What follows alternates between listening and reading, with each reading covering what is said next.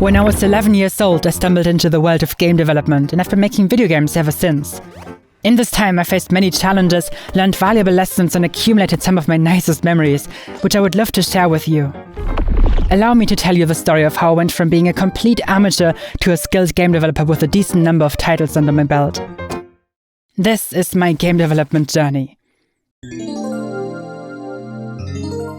My parents let me use the living room computer at quite an early age. I would pretend to be a master of the brush Nemesis Paint and click my way through Windows XP like it was a place. But we also had a couple of video games. Hello. My sister and I would often play games like Worms 4 Mayhem, where everyone controls a handful of worms and you battle each other in a silly world.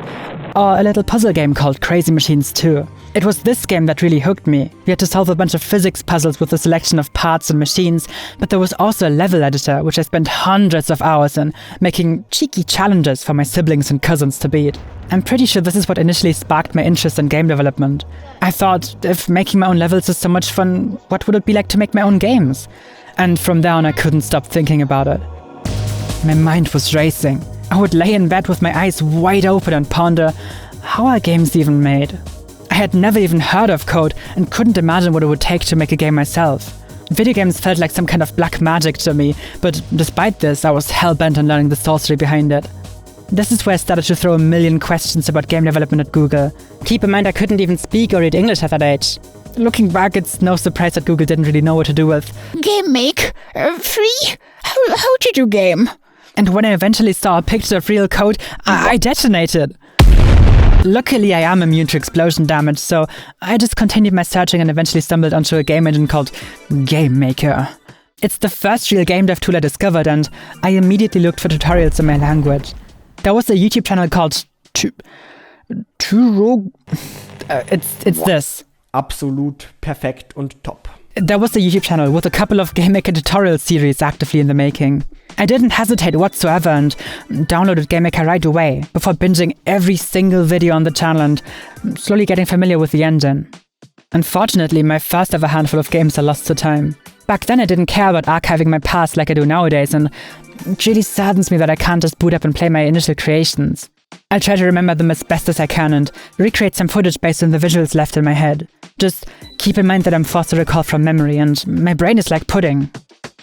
Wiggly and delicious. The first game I ever made was called Lolbear's Maze, and you played an ugly bear with the word LOL written on its face, collecting all coins in a room to progress to the next one. It's not much, barely a video game even, but I still vividly remember that character. Back in middle school, my best friend and I would draw silly comics in our spare time and show them to each other in class. At one point we teamed up and created a little character together. I think it was him who eventually noticed that the word LOL kind of looks like a face. Kind of. We slapped that face onto a bear and Lolbear was born. We even did a little bit of what some people might call world building. I drew a comic once where Lolbear climbed a tree that grows freshly sizzled bacon on its branches. Genius stuff, I know. This page right here even got me in some trouble with my father because I wrote the words, "What the fuck?" in one of the panels, and that's clearly way too naughty. Anyway, I used Lolbear in my first video game just because we recently came up with a character, and I thought it'd be a silly thing to do. I remember when I finished making the first 3 levels for the game, I showed it to my family. My sister said that it looked weird and boring because there just wasn't any real gameplay beyond slamming a bear into some coins. Well, my mom and dad thought it was cool that I found a new hobby and cheered me on. Soon after this glorious success in the market of impressing my parents, I embarked on my second game, which I can actually show you real footage of. It's called Scares. Scars? Scores. Scarce. Scarce. It's called Scares because I thought it sounded cool when I found it in a random English word generator. I didn't even bother to Google the word or look up what it meant. Anyway, the game itself is a huge mess. Upon launching it, you're greeted with this astonishing main menu. There are buttons in front of you, but you can't click them. I couldn't figure out how to implement such an advanced and sophisticated feature. Instead, you have to use the keypad number buttons to navigate it, and if your keyboard doesn't have any, then just go play a different game. UI design is the design of you. This game is mostly just a very bad-looking and barely working platformer. You jump and run through various corridors, dodging lasers, bullets, and deadly spikes along the way. That was a lie. I couldn't figure out how to make the spikes actually kill you. If you fall into one of these pits, you're just forced to restart the entire game. Oh, and check out this cool climbing mechanic, where you can grab onto ledges with your stiff arms. I didn't actually mean to put this in the game, but it kind of just happened because I used pixel-perfect collisions for the play instead of far more efficient and better-suited bounding boxes. The goal of this game is really just to get to the butt-ugly teleport at the end of every level. There's only 3 levels, after which the game crashes, because it tries to load the next stage, which doesn't exist. Classic Wangerland blunder. When I said this game is barely working, oh, I fucking meant it. It's held together by spit and boogers. I'm genuinely surprised it still runs on my computer almost 10 years later. Well, this does cover everything the game has to offer, which isn't much, let's be honest. I remember talking to my friend from school about all the awesome ideas I had for scares. At one point I made paper sketches for fighting mechanics where you can kick enemy stick figures in the groin and watch their genitals explode. Stuff like that. I was a weird and ambitious child. Leave me alone!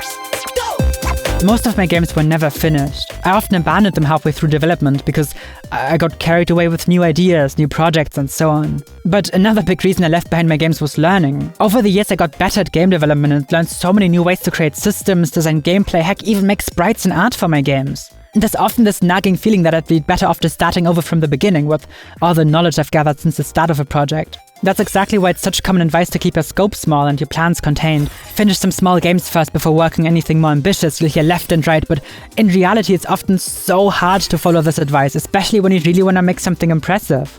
I've already mentioned how Scares just crashes after 3 levels because that's all I put in the game, and throughout this video you're gonna notice that many of my early games have suffered a very similar fate. Most of them are unfinished, and the same goes for the next game product I embarked on. Golden Duck Experimental is a bit of a hefty title for what amounts to yet another bad platformer. You control a weird coin-shaped duck of some sort and navigate a simple assortment of jumpy, wumpy, lava ouchie levels. For some reason I thought it'd be cool to make the cursor spout fire particles whenever you hold down the left mouse button. Experimental is a fitting word after all. In a later version the game evolved into this. Your character is now a mandarin with legs, and there's more levels and some mechanics even. You have to use jump pads to traverse some levels, and the walls are littered with deadly spikes. This game also marks the very first time I've used sound effects. As someone who does sound design for a living nowadays, this is a really big thing for me. It's like I can look back at this mess of a game and see a tiny, tiny seed of interest in audio, which later grew to consume my entire life. It's an odd feeling, really. Oh, and the mandarin thing is easy to explain. I just really like mandarins. They're great fruits, and it's kind of become a thing for me to sneak them into everything I make. Look here, it's right fucking here! Secret mandarin discovered. After delving deeper into the game engine, I also learned a thing or two about shaders, which I use to distort the world like a barrel. It's kind of ugly, but I don't know. And in yet another version, I went out of my way to design sounds that have more effort put into them than just recording myself making a plop noise with my mouth. Even to this day, I think it actually sounds quite nice. I'll stop talking for a moment so you can admire the beautiful soundscape.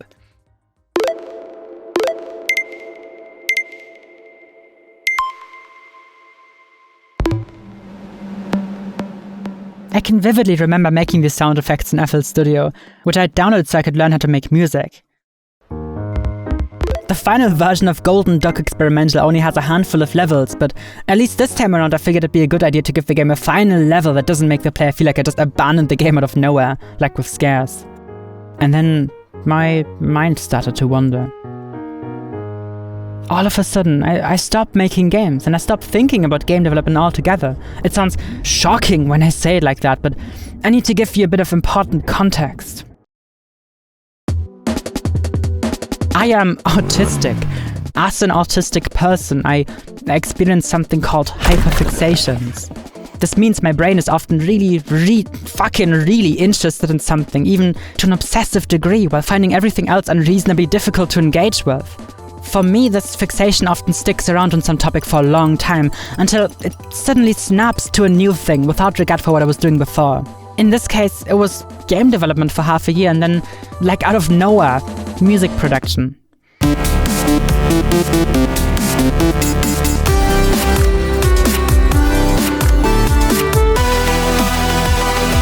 And the good thing is, old fixations can be reignited, so to speak. I can't really force it, but every once in a while my brain just snaps back to being really interested in something I've already been locked onto in the past.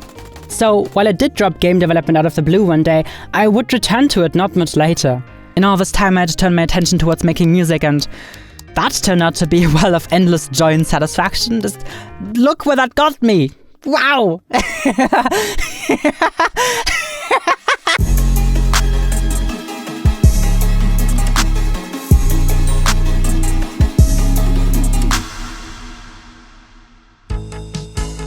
The year is now 2016, I am 14 years old, 2 years have passed since I last touched GameMaker, and I just stumbled onto a series of YouTube videos that would bring me back for many years to come. It's called The Game Making Journey, and was made by a guy called 2 Clicks Philip.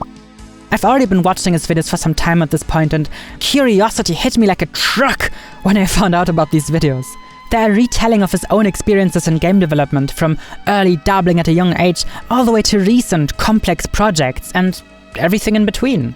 The music, style of narration, and all the old footage makes it feel very dreamlike, and I get intense nostalgia for someone else's childhood watching the series.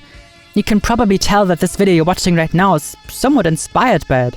It's the same premise, because I too want to share my adventures in game development. The game making journey is extremely important to me. I'm genuinely not exaggerating when I say I've watched every single episode over 20 times already. It gets me in the mood for game development whenever I haven't touched GameMaker in a while, and the comment section clearly shows that many other people feel the same way. It's magic. I have them all in a folder on my computer and watch them whenever my internet cuts out for a day or two, which happens way too frequently. Fuck you, Vodafone! When I got back into game development, I wanted to make a game where you shoot lots of baddies. Up to this point, I've never had any enemies in my games, only static hazards like spikes and lava. I thought it'd be fun to battle against ever-growing hordes of enemies, and to do so with powerful weaponry. My actual implementation of this looked quite bland and boring at first, but I tried to keep things simple for a start. It's a top-down view shooter, and in this first version you only have a gun and a handful of grenades you can chuck around. The enemies in this game chase you around this maze-like arena using shitty pathfinding that gets them stuck in corners all the time. Oh, and the game is called Dauerfeuer Delton, which is German for non-stop firing Delton. Delton being a name I once again found in a random word generator. If you're also a fan of Philip's videos, you might recognize the naming scheme I borrowed from Destruction Darius, one of his more well-known games. Just a few weeks later, I finished another version of the game, including a fumbly main menu with parallax elements, giving it all a 3D look but making it a bit difficult to navigate. This could be yet another incredible entry for my book of genius UI design decisions, right next to buttons that you can't click. Being the awesome sound designer that I am, I added lots of sound effects like gunshots, flashy impacts, and of course, explosions. Did I go out of my way to design actual sounds for these, or did I just make mouth noises again, What do you think?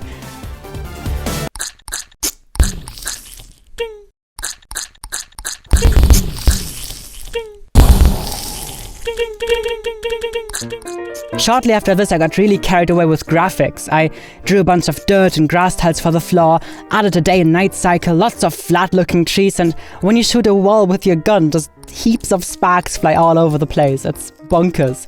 I even added an overpowered flamethrower that sounds incredible. Speaking of which, this is the point where I slowly started to replace my god-awful mouth sounds with something less cheap-sounding. I gave recording my own Foley a shot and fumbled about with coins in front of a microphone. In-game, they sound like this. What a glow-up.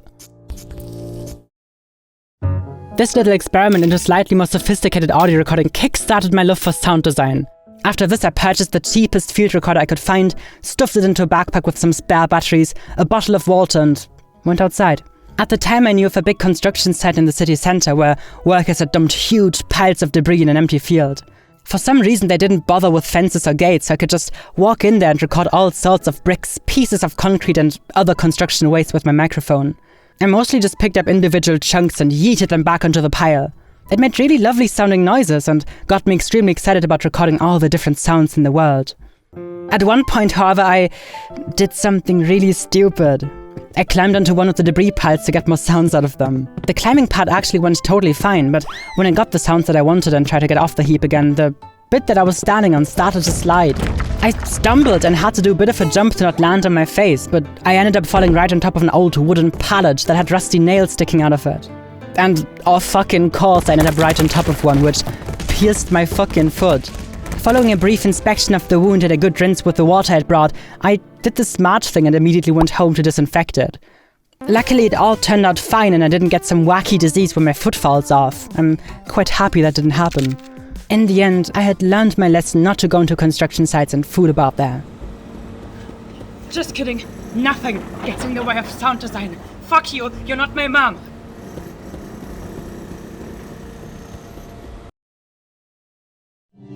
And this is what the debris recordings sound like in the game. Yeah, I'd say that was worth it. Soon after these shenanigans, I got really carried away with pointless graphical effects, like faking perspective on trees and stone walls. I did this by rendering the sprite multiple times on top of itself, but offsetting each layer a little bit based on the distance and direction of the camera center. I can very vividly remember struggling to figure out the exact maths for this, and it took me fucking days to get it right. Worst of all, it doesn't even look good. Fucking piss. As an outside observer, you're probably thinking I had my priorities completely jumbled up, and you'd be damn right. I had weird, ambitious plans for this game, but similarly to my previous projects, I also used it as my personal playground. A place for me to try out weird programming things and just mess about in general. It's just too bad this game had barely any gameplay, and the weird visual effects I was half-arsing made it lag on all but the most beefy of computers. At one point I asked one of the Twitch streamers I was watching at the time if he'd like to try out my mess of a game, and he said yeah. So I and a small handful of other people got to watch this poor man go through the unique experience of playing a bad game I'd made. Not unlike many other game developers new to the craft, I had quickly learned that my games were really inaccessible to anyone who isn't me. Since I made the game, I knew the controls, I knew what enemies do, how to switch weapons, use special attacks and so on. But everyone else has to somehow figure this out by themselves, and the game doesn't make any efforts to teach any of this to new players. What a load of piss, huh? Instead of improving the Warfare Delton, I simply left it at this version and never returned to it. I shall do better in my next projects, I told myself, and so I did. I'm joking, of course. It wouldn't be until many years later that I would even think about things like intuitive controls and tutorials. Fucking hell! In the meantime, however, I embarked on more weird experiments. Remember how every seasoned game developer tells newcomers to keep the scope of their games as small as possible? In theory, it's great practice to finish a project in very little time, since it teaches you all the later stages of game development you usually won't get to if you chip away at projects too ambitious to ever be finished. I took all of this advice to the absolute extreme and made a game in just 5 minutes. Mostly as a joke, but also just to see what would happen. My resulting game, however, which is called Lucky, is as bare bones as it gets. I made some sort of silly slot machine, where you click on the screen and it randomizes some really badly drawn images of food. My thinking was that when you get the same image in every slot, you could flail your arms about and feel like a winner. Yippee! You have to do the congratulating yourself though. I never added a win screen or just some text that says, "Hey, you did well. Good job. Good for you. Good boy." It eventually evolved into a bit of a joke amongst family members I've shown it to. At some point, Lucky received the subtitle, "Best Game Ever." I like to imagine every game developer has a light-hearted and silly project like this. For my next game, I tried the same thing again, but a little more seriously. This time around, it would be a proper game. I wanted to spend a few days on it, not just 5 minutes, but also not months and months. In Lightspeed Pilots, you control a little spaceship with only a mouse. Left-click propels you towards your cursor, and right-click lets you shoot a laser at your foes. The control scheme feels a bit clunky at first, but when I sent it to some friends to test the game, most of them figured it out really quickly because of how simple it is. It's literally just 2 buttons. Enemy gunships spawn into this arena over time and attack you with a few different bullet patterns. As you survive longer and longer and kill more and more enemies, your score shoots up into the thousands. The game also displays this number upon dying, giving you some time to take a screenshot so you have something to brag about. One of the friends I sent this game to was absolutely mental at it, beating my own high scores time after time. It was so much fun to see someone being really good at one of my games when previously... Lightspeed Pilots is my first finished game. All my previous game projects are incomplete and I abandoned them in order to work on new ideas, but this one? With this game I managed to complete all my goals and call it done. That's a really nice feeling and something I hadn't experienced before.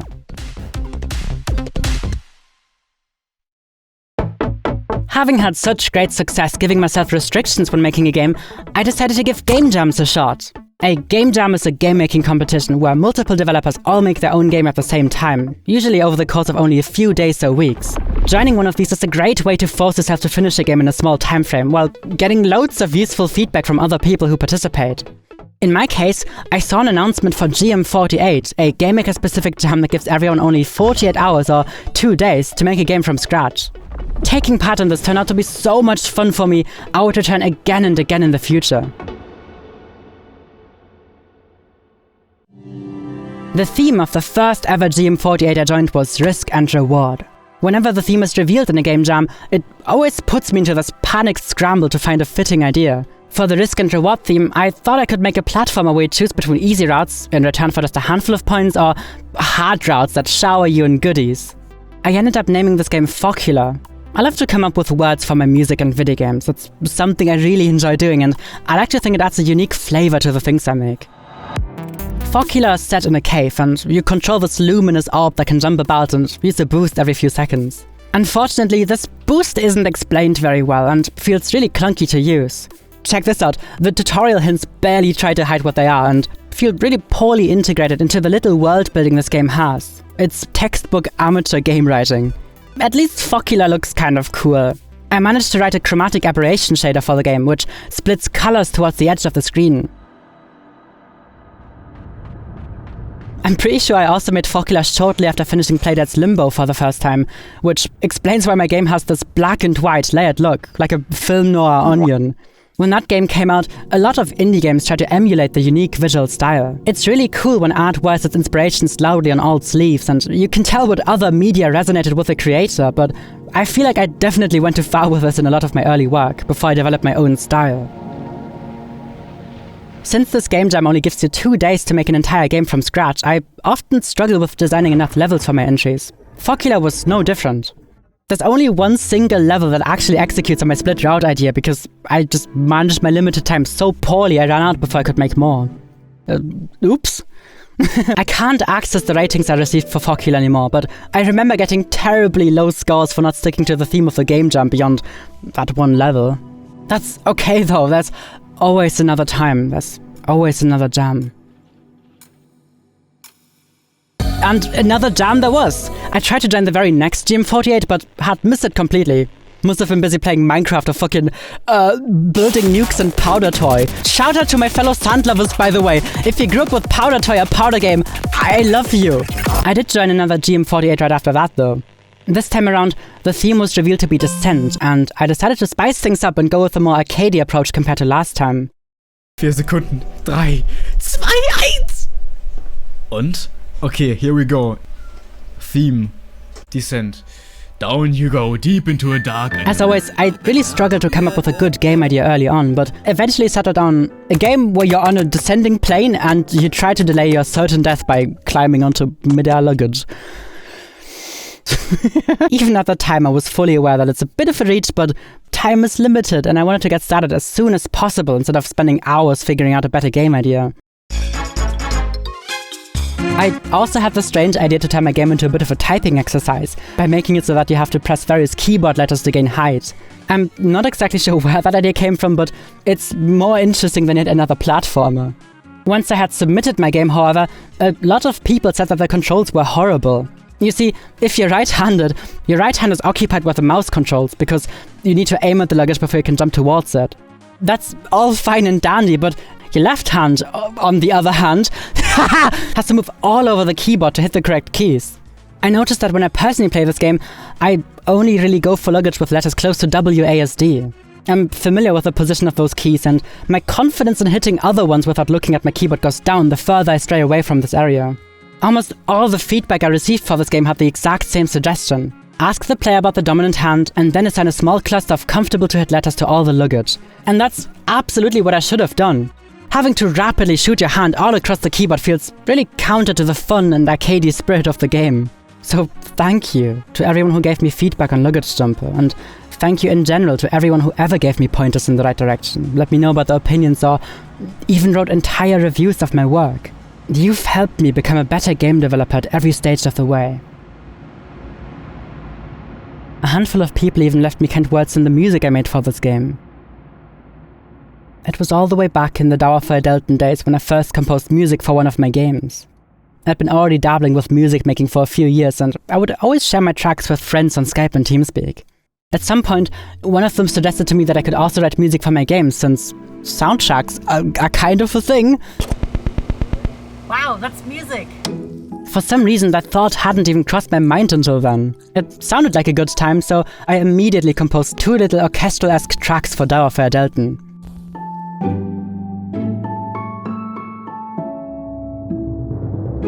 I didn't think much of it at the time, but whenever I look back at this game or stumble across the FL Studio files for the tracks I made, a lot of lovely memories reappear in my mind. Music is really powerful in that way. And it doesn't even have to be good. Back then I would always bother my friends and ask them what they thought of my tunes. They were often really nice about it and would happily provide me with heaps of feedback. By the time I made Foghila, I had developed a bit of a musical style already. My tunes at the time always had these blurry synths, spacey elements, and I drenched everything in a thick glob of reverb.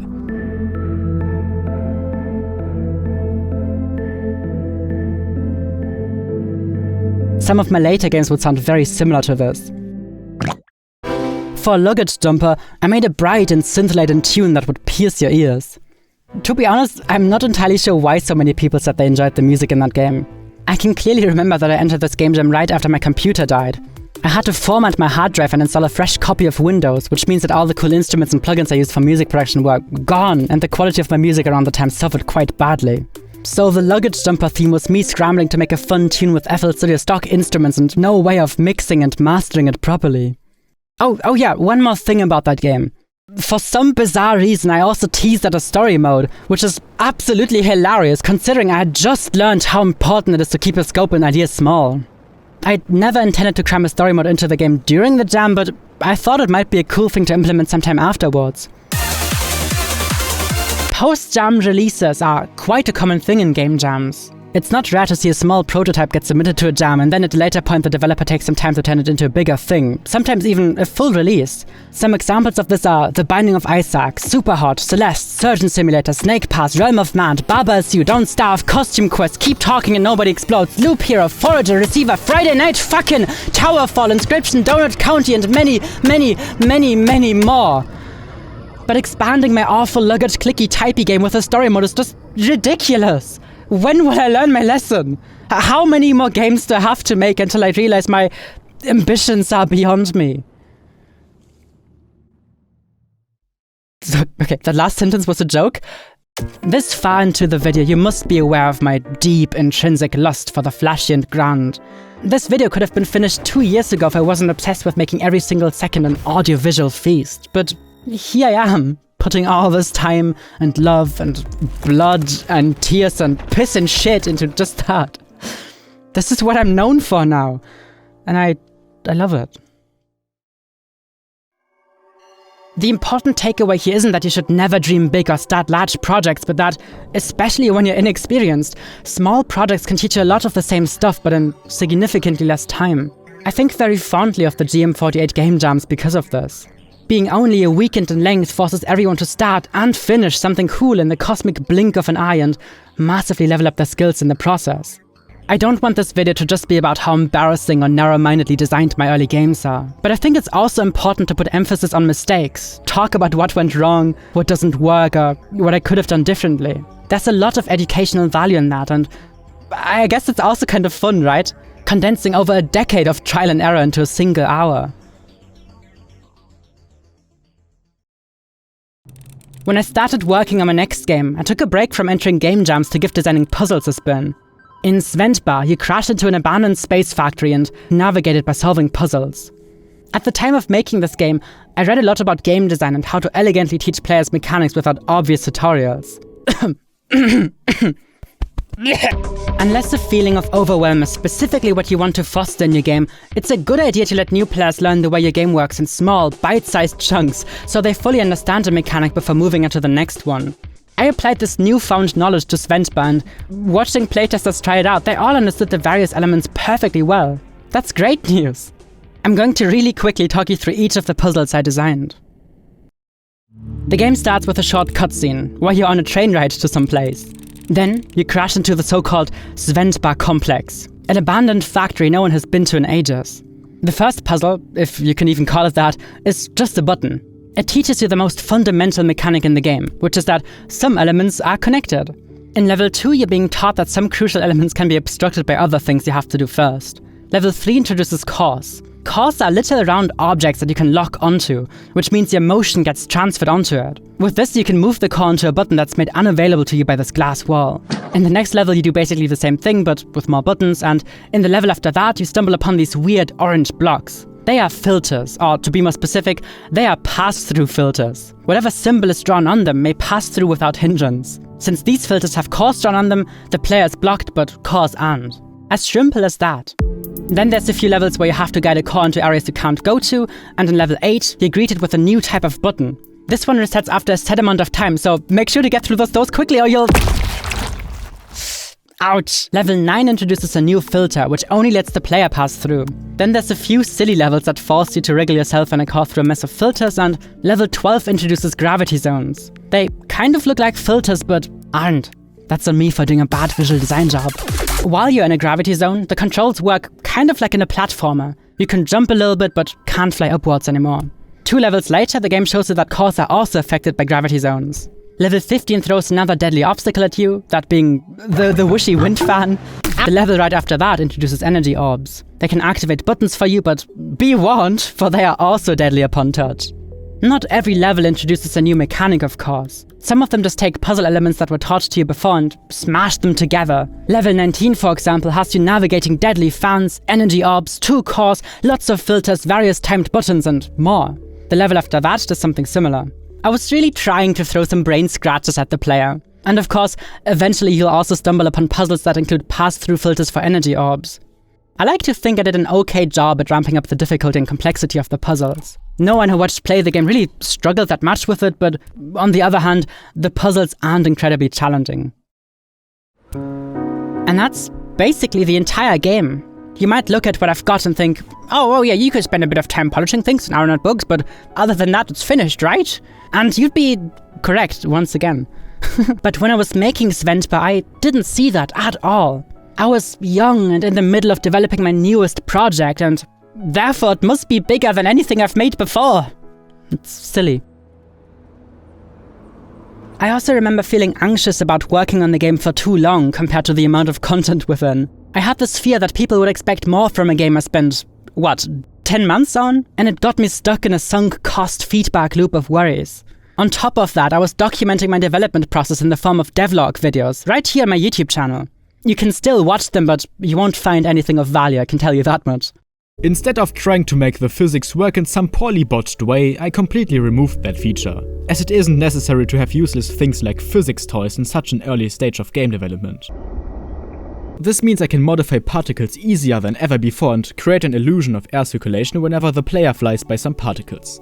Just look at this, isn't this lovely?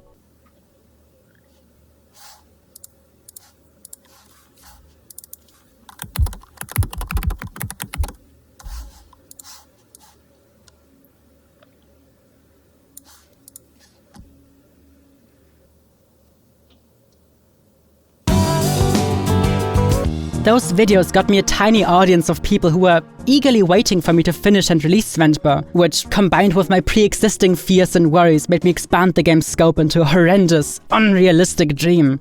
Those 25 levels weren't enough for me. I needed there to be more. I wanted the game to be longer.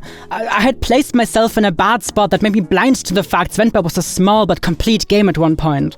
It was done, it was right there, and I remained clueless to all of this. This is the first reason Svendborg was never released. Game-making tools don't tell you when you're done. They don't flash up and congratulate you that your game is finally complete. Wow. Game development is a lot like Lucky, except without the gambling. Oh, hang on, no! No! You yourself have to figure out when to call a project done. I had long lists of ideas for new puzzle mechanics, sketches of cool, complicated levels I wanted to make, and overall a much more grand vision than what the game had been up to this point. I kept working on the game for several months until I finally realized that the game was already finished many versions ago. At that point, however, I already started to tear out a bunch of fundamental systems that the game needed to function, like the entire physics engine.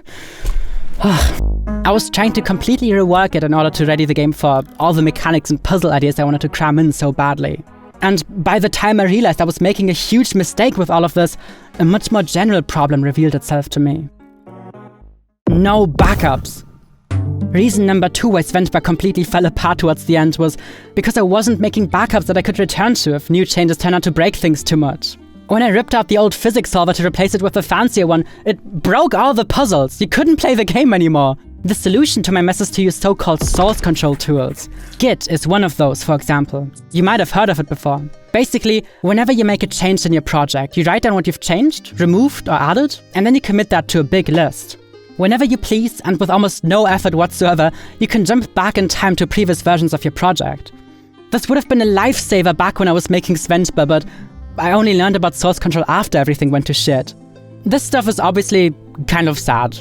Depressing even, but I need to emphasize that despite labeling so many of my old games abandoned or failed in this video, the process of making them still taught me so much. I wasn't wasting my time making Lolbur scarce or Dauerfeuer Delton just because they lack a nice and clean ending. Looking back, I would have preferred if they had a neat conclusion and no loose ends flopping off them, but that's just that. It would be wildly wrong to say I didn't learn anything of value making those games. It's okay to fail. After I finally realized I couldn't go back to the working version of Svenskbar without a lot of additional hassle, I bit the bullet and gave up on the project. But not without using the remaining parts as a canvas to practice my spriting and sound design skills. Some of my pixel art friends at the time taught me about limited color palettes, and I applied this knowledge with broad brushstrokes all over the first few levels of the game, making them look pretty and cohesive. I was really proud of how it ended up looking. The sounds I designed at the end also turned out really nice. I'm going to show you some of the ear candy I cooked up before I stopped working on Svenskbar entirely. Activating buttons makes this delicious sound. I really like the direction I took with my sound design style here. It's very synth-heavy and huge in scale, thanks to all the long reverb tails. The same goes for locking and unlocking a core. Timed buttons sound like this.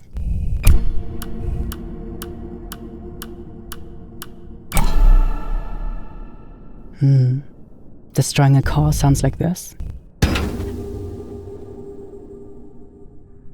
And if the player dies, they make this sound. This is an abandoned game about an abandoned place. It's sad this game never saw the light of day because it collapsed under the weight of my own worries. I hope you've enjoyed the sounds.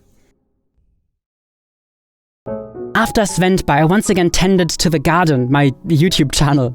Roughly 6 months of music and video production passed until I felt like pulling out the old Game Maker again. At this point in my journey, the year is 2018, I am 16 years old, and my desire to make a game again led me right back to game jams. This time around, however, I wasn't going to do it on my own. In the middle of the then already running GM48, I teamed up with another member of the official GameMaker Discord server, who was looking for someone to make sound effects and music at the time. His name was Quishy. I had only briefly talked to him before, and everything about this collaboration was really new to me. We got in touch on a Sunday afternoon, and the GM48 jam always starts on a Saturday, exactly at midnight. So 3/4 of the jam were already over, and I joined his game project with most of it already done. The game was called Dream On, and had you explore a series of small rooms, each carrying you deeper and deeper into a dream. You make use of a floating fish gun to obliterate creatures and collect their essence. There's bits and pieces of quirky meta dialogue and references to other people's GM48 entries, but I can't take credit for that, obviously. I didn't write or design this game, I was merely responsible for audio. This is the first game I've made an adaptive soundtrack for. That's a broad term for music that changes based on what's happening in the game. It adapts. For Dream On, I composed several different versions of the same track, increasing their complexity and intensity with each one. In-game, we just fade between them, depending on which room you're in. At first, I wrote a short, looping track with a couple of gentle strings and flutes. I then exported that and wrote a second version based on it. I made all the instruments play long, sustained notes this time and tweaked some melodies here and there. For the third iteration, I added delicious synth arpeggios, plinking and plonking all over the courtroom. Once that was done and dusted, I composed the most cheesy of battle themes.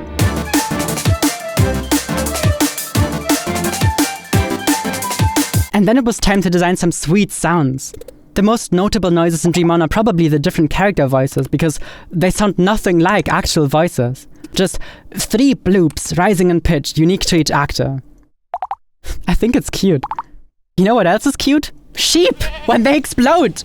Shit, I'm clipping. There are these flying sheep enemies in the game, and I designed their death sounds by combining recordings of popping balloons, water droplets, and my very own squeaky teeth.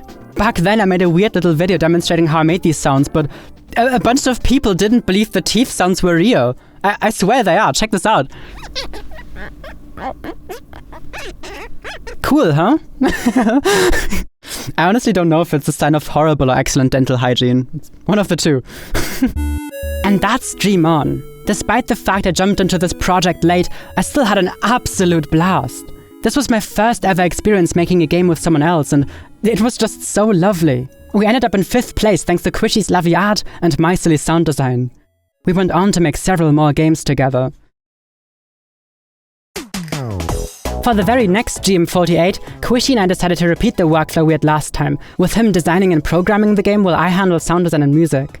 We did this because neither of us had any experience actually collaborating on a game project, and the idea of learning the ropes necessary to make that work over the course of the actual jam sounded too daunting. We could have taken some time before the jam to figure this out, but didn't. Oh well. With Dream On, I was forced to rush my work because of how far into the jam we decided to team up, but this time, the opposite was the case. Because you can't really design sounds for game elements that haven't been made yet, or compose music when you have no idea what the vibe is supposed to be, I ended up just sitting at my desk with empty hands, nothing to do, and one really stupid idea.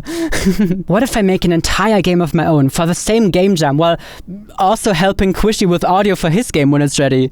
Wouldn't that be smart? Wouldn't that be so smart?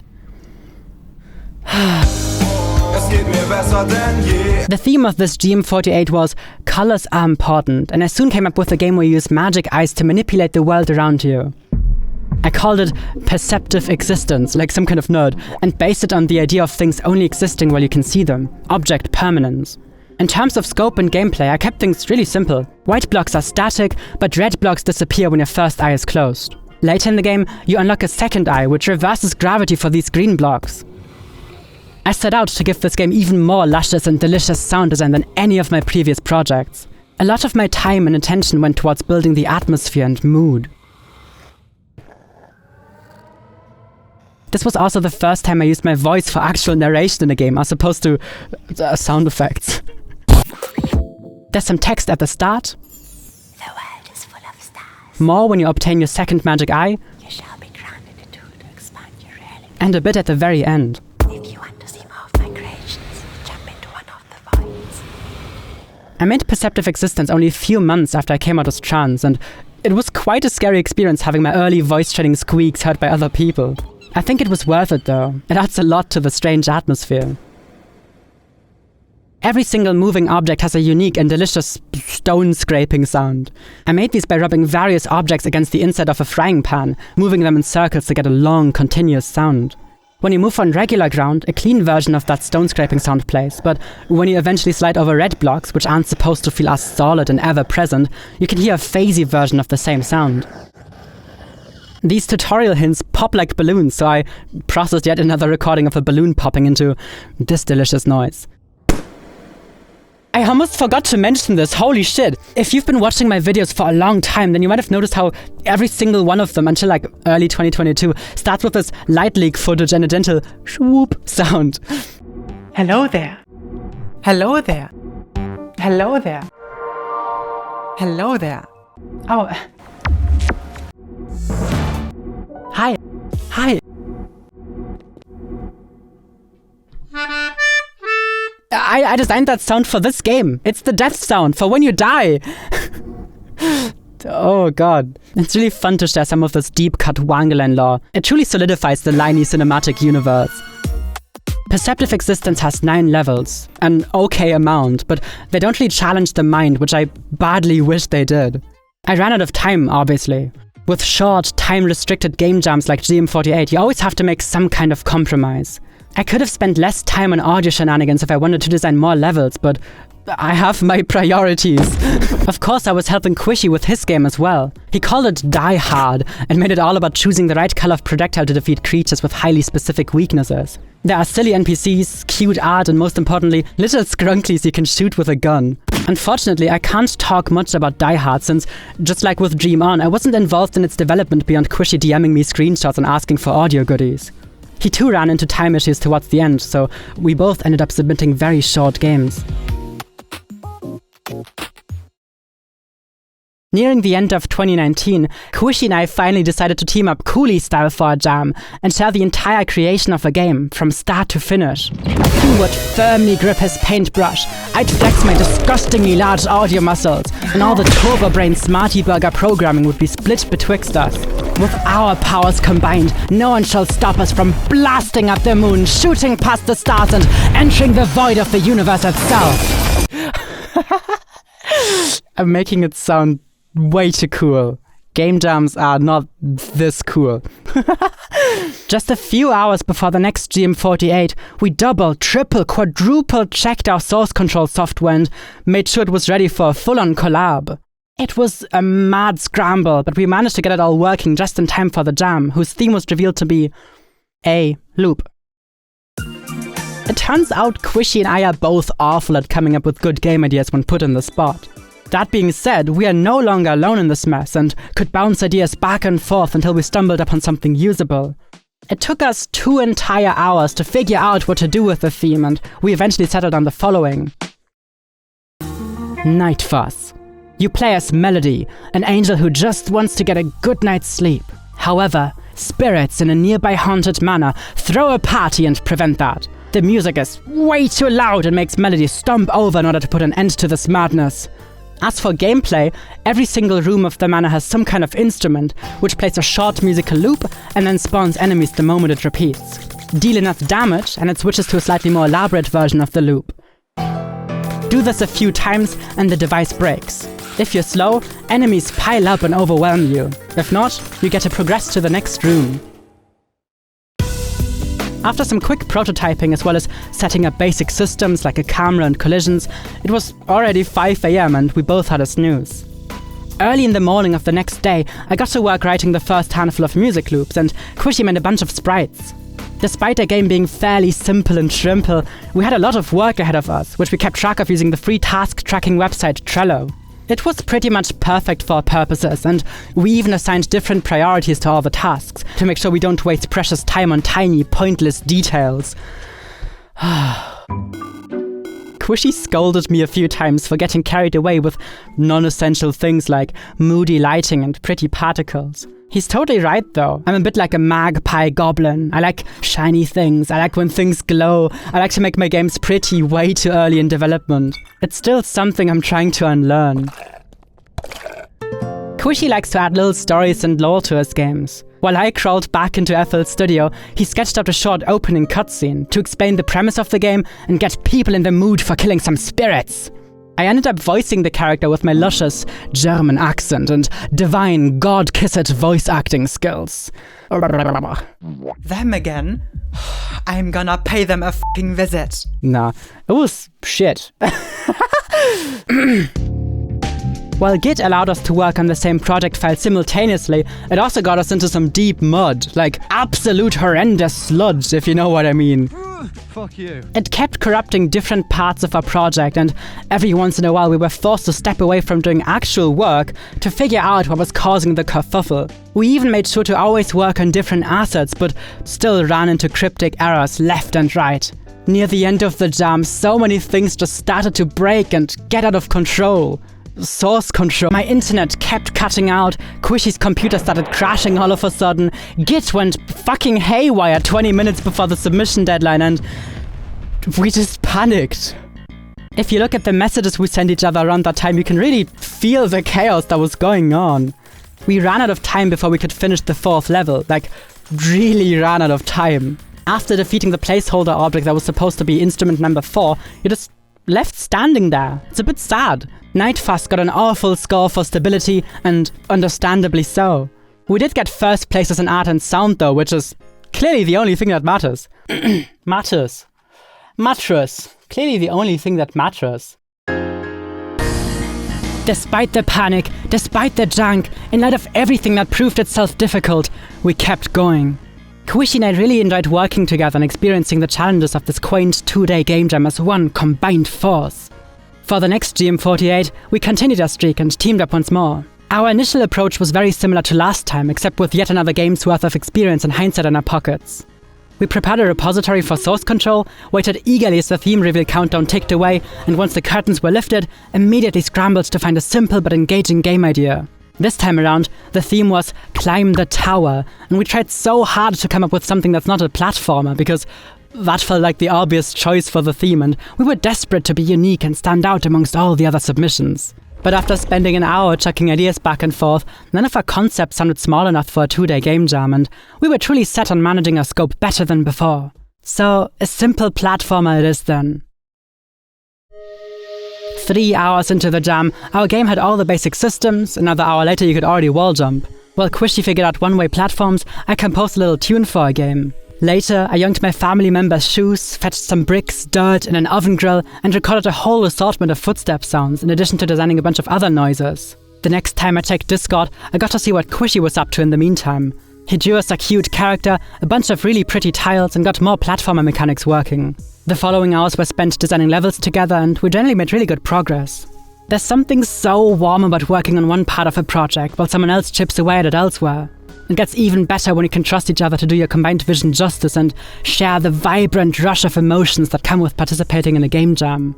Jumping back and forth between GameMaker and Discord to send screenshots and previews of what you're up to, getting excited at every message to see what's happening on the other end, panicking and falling into despair when internet connections cut out, tools break, or your mind fails as you sip away on your 3rd coffee of the day, but somehow everything works out and you've made something beautiful. It is addicting.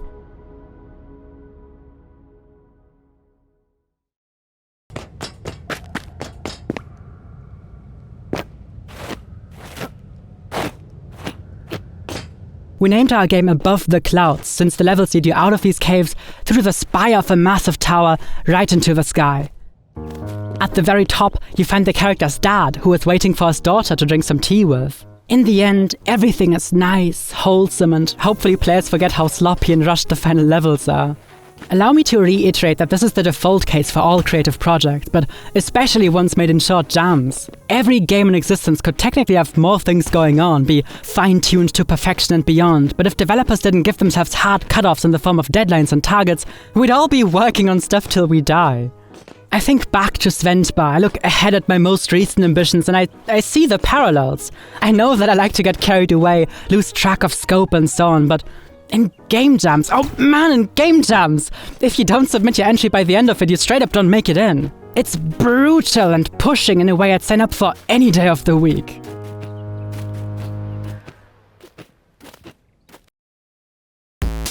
Above the Clouds has a fair amount of rough edges here and there, but it's still yet another game we finished, released, and learned from. We submitted the game just in time and then immediately died of exhaustion. Over the next couple of days, feedback rolled in, and it was mostly great. People were enjoying the game a lot, and they could tell it was made with a lot of tears and blood. We ended up getting 7th place overall in the jam, and once again, 1st place in art and audio. Kwishi and I tend to let ourselves get carried away in our respective fields. We leave such obvious traces of ourselves in the things we make. It's beautiful, if you ask me. At the very start of this video, I briefly talked about the German GameMaker tutorials of his name is Jonas Tyroler. I grew fascinated with his tutorials at the time. They had a really quirky vibe to them, which you can imagine I found extremely appealing. But they also covered the basics of programming in GameMaker surprisingly well. More importantly, he also released a handful of his own games and creations, which inspired me immensely.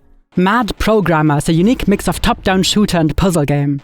The story of the game revolves around an anonymous programmer who made a game so difficult and frustrating, every single person who played it immediately killed themselves. Can I say that in my video? Oh god. Authorities are desperate to find out who created the game, but the developer's name only appears at the very end in the credits. So they reached out to you, an immensely skilled pro gamer, in the hopes of putting an end to this madness. Hello? This is Mr. Huber speaking. I'm from the European Secret Game Testing Company. I have a little problem. I have a game here, and everybody who plays this game kills himself. Wow, just like League of Legends. There's a robotic voice all throughout the game that starts out friendly, but turns evil and taunting once you breeze through the early puzzles. Stop moving, please. Can't you see the orange laser? Don't touch it. Eventually, you learn this is the voice of the mad programmer, and when the mood shifts to this more sinister tone, the music does too. It works astonishingly well. I vividly remember playing this game as a child and finding it so unbelievably cool. It genuinely blew my mind how a game with so much personality and depth was made by just a single person over the course of a few weeks with free tools that anyone can download and learn. Shout out to GameMaker. Shout out to fucking GameMaker. Yeah! I never managed to beat this game when I was a child. At the time I didn't have the brain smarts to figure out some of the later puzzles and eventually gave up. So I gave it another go as an adult and realized I don't have the brain smarts to figure out some of the later puzzles and eventually gave up. I got stuck here, for anyone who's played it too. I don't know, Jonas will probably watch this video as well. But as I was replaying the game, I realized that many of the puzzle mechanics are really similar to the ones you can find in Sventbar. The different types of buttons, the lasers that act as doors, the pass-through filters that only block specific objects, the light spheres that bounce off surfaces, the diagonal mirrors, and even these scrapped robots that copy your exact movements. Holy shit!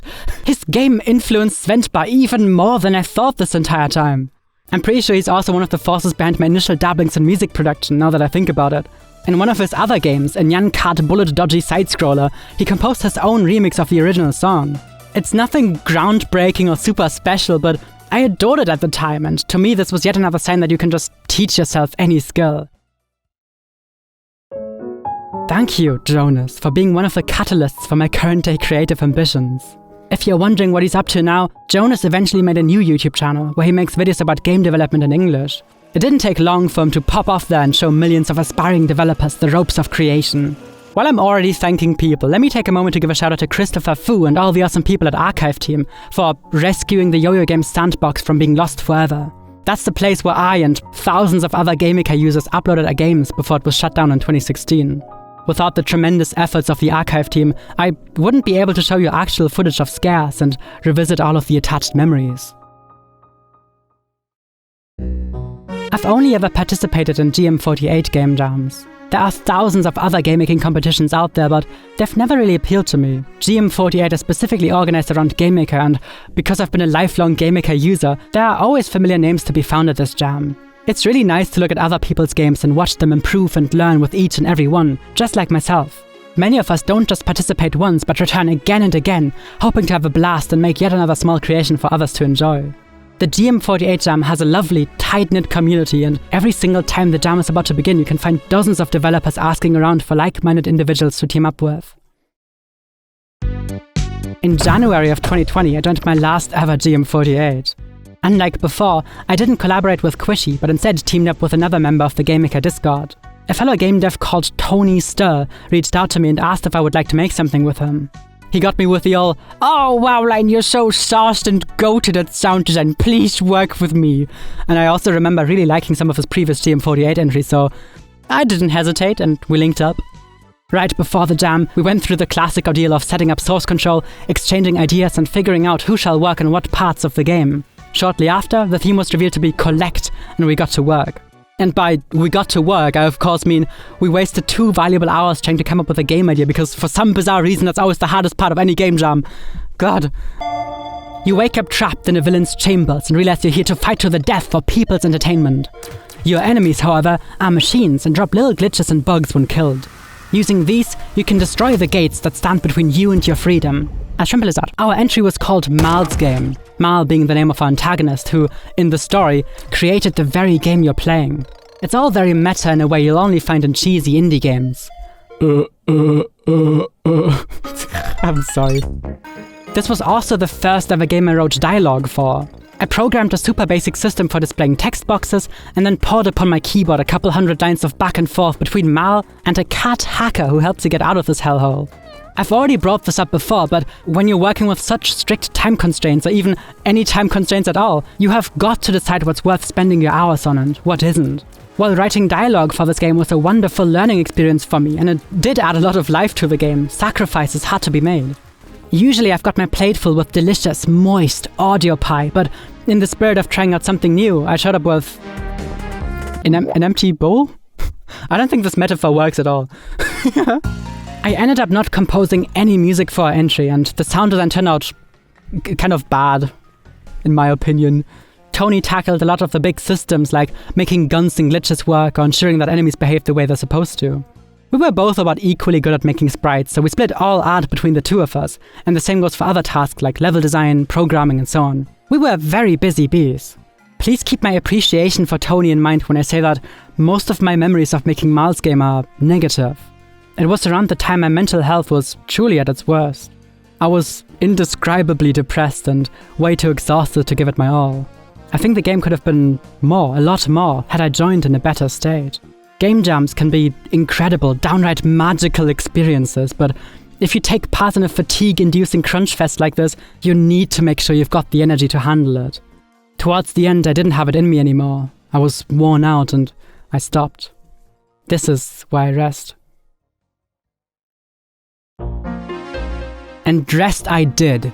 I took another break from game development and focused on some of my other creative hobbies and interests, like music production and video making.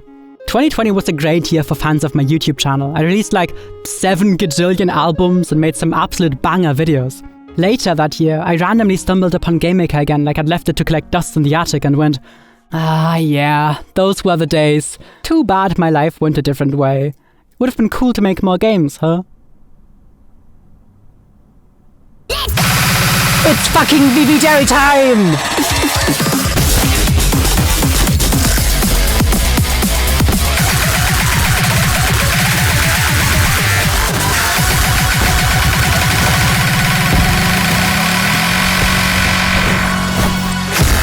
We've arrived at VV fucking Dairy, baby! Woohoo! VV Dairy is my most recent game project. It's a modern roguelike dungeon crawler, akin to titles like The Binding of Isaac, Hades, or Nuclear Throne. If you've never heard of these games and the words rogue or roguelike mean nothing to you, I describe it as a vague cloud of genre defined by permanent death, high difficulty, procedural generation, and often little to no meta progression, so the game doesn't get easier to die and try again, and instead you yourself grow and learn the skills you need to beat it. Making a mistake in these games really feels like it'll affect the outcome of your entire run, and that's what makes them feel so deliciously punishing and spicy. It keeps you on your toes, and investing time into mastering the controls, combat mechanics, and item builds is really just insanely rewarding. You can probably tell that I'm really passionate about the genre. I've played a ton of roguelikes in my life, so it should come to no surprise that I'd eventually end up making one myself. But VV Dairy is not done yet.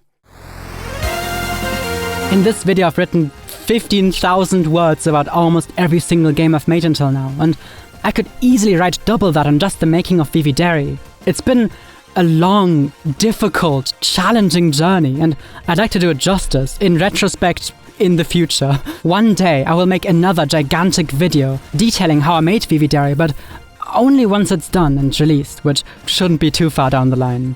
You can wishlist the game on Steam to get automatically notified when it's coming out, and subscribe to my channel so as not to miss out on trailers and update videos and all that stuff. It's been such an incredible adventure. There's so much value in looking back at the things you've made and figuring out how it all turned you into the person you are now. I started my game development journey when I was just 11 years old, and now I'm 22. At time of writing, I've spent exactly half of my entire life making silly little video games that barely anyone knows about.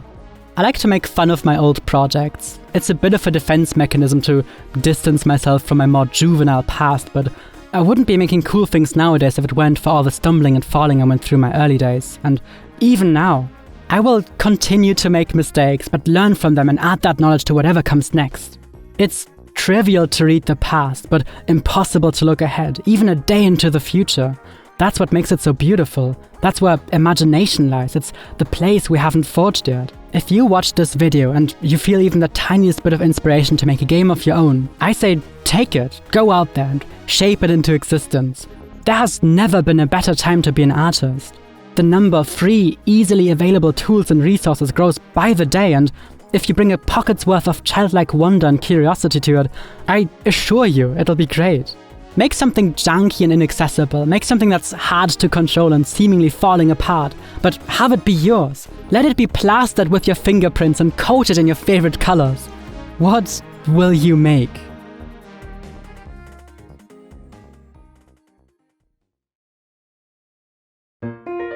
Hey, thank you so much for watching or listening to my video. I spent a very long time working on it. Obviously. If you'd like to help me make these, I have a Patreon page where fans of the show can pledge a couple dollars every month so I can pay for food and rent while I summon cool projects out of thin air with my tears and blood and piss. A bunch of people already support me in this way, and I'd like to say thank you again for your patience and for believing in me, even when a video like this seems to take forever. Thank you to Aaron, Void Voyage, Adi Babadon, Aero, Alison Fleischer, Andy, Aaron Inc., Bailey Barnes, Benjamin Burns, Blue V12, Rumpf, Bruce Juice, Kali, Cassowary Quill, Catherine, Charlotte Som, Kujo Sound, Der Lux, Didi, Day, Dive to the Heart, Dragonite, Echo Parallax, Encrypted Whispers, Erzman, Flower Gothic, George S. Oh, like from the government! Greg Borenstein, Grey Figment, Grinsekotze, Gween, Janet the Planet, Jane the Human, JJ Bliss, Jay Manning, Jolini, Kai Christensen, Cascales, Leich, Lils Beth, Lokai, Lukas Terniauskas, Lunderful Wump, Metan Uken, Matt MML Lucas, Michael, Mikkel Ormstrup, Mr. Bomb, Nell, Nora, Norkuna, Raccoon Sama, Rainbow Mess, Raven Kane, Radial Beat, Reffy Cool, Richard High, Ramey Tuggerbird, Romy Wolf, Ryan Griffin, Steined, Scuzzy Eye, Sebastian Brandt, Seong, Silver, 628, Smart Ash, Sophia Figueroa, Sora, Teal, Tree Salmon, Viv, Vivian, William Willingham, Wise Guru, Yeep Yorp, Young Killua, and Itobium. Again, thank you so much for watching. Thank you so much for supporting me on Patreon. I will go back into GameMaker and finish Vividary. Eventually. I'll keep working on it. It's been 4 years and it's still not done. Yeah, did you know that if you support me on Patreon, Vividary is gonna be done faster? Because a lot of my time is spent doing like technical sound design work for like game studios. The less I have to do that, the faster Vividary will be completed. Just so you know. Give me your money. Have a nice day. Thank you so much. Bye.